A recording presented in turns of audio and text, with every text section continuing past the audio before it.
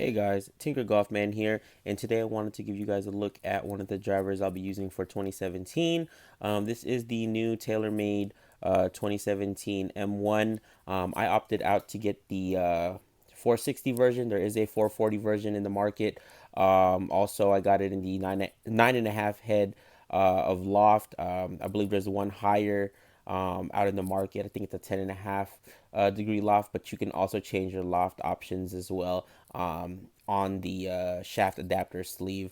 So I typically play mine in the 9 or the 8.5. Still tinkering between which I'm more comfortable with, but right now I'm kind of loving the 8.5. So on my shafts, I have that dialed down to 8.5. As you can see on the top of the crown of the driver, one of the noticeable differences that you'll probably see from the previous model M1 is the edge transition between the titanium to the carbon composite material.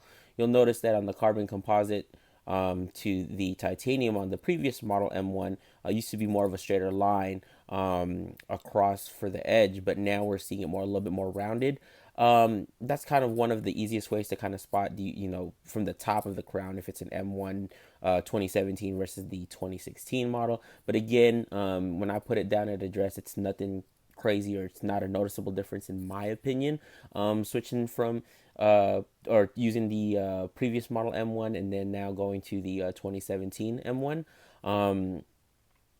We're gonna also notice that the carbon composite material used to be a seven layer carbon composite material. TaylorMade is saying that they've gone down to 6 layers of material for the carbon composite to save weight, to distribute that, and again, in different parts of the club.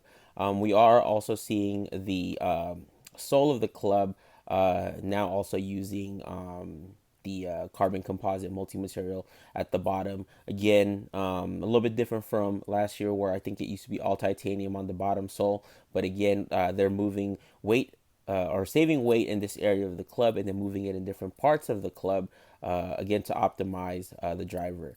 We're also, if you already are familiar with the previous M1, the T-Track system to move weight. Now we're seeing 27 grams of more weight to be able to move if you want higher, low, or mid launch, or if you want more of a fade bias or a draw bias. I'm currently playing this with more draw bias on my setup.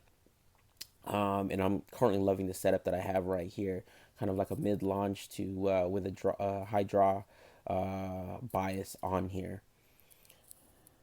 So it's pretty cool. And one of the biggest, pushes that TaylorMade is saying for 2017 M1 is the sound, the acoustics of the actual driver. So I mean, obviously, if you've hit different drivers, you probably heard different sounds. I've come to play, or I've coming from the Nike line of drivers. So coming to the TaylorMade line for me, for the driver at least, sounds completely different. I think it's a good kind of pinging sound or really good striking sound. It's a little bit different from what I'm normally used to, so I'm still getting used to the sound. But I think it still sounds great in regards to a driver and the sound, because again, sound to a lot of golfers can make a big difference in if they want to continue to use that club or not. And I think for this new club, it sounds perfectly fine. It's amazing. So I've been loving the way the new M1 has been playing for me. I opted to try the one of the stock shaft options provided, which is the Project X yellow hazardous. Um, Trying to get used to something different. I was previously playing the 125 Aldila Rogue. Still might have to put that one back in because I've loved that shaft. But I've been loving this shaft as well. That comes as one of the stock options, the Project X Hazardous Yellow. Low launch, low spin. So again, kind of same characteristics as the Aldila Rogue 125.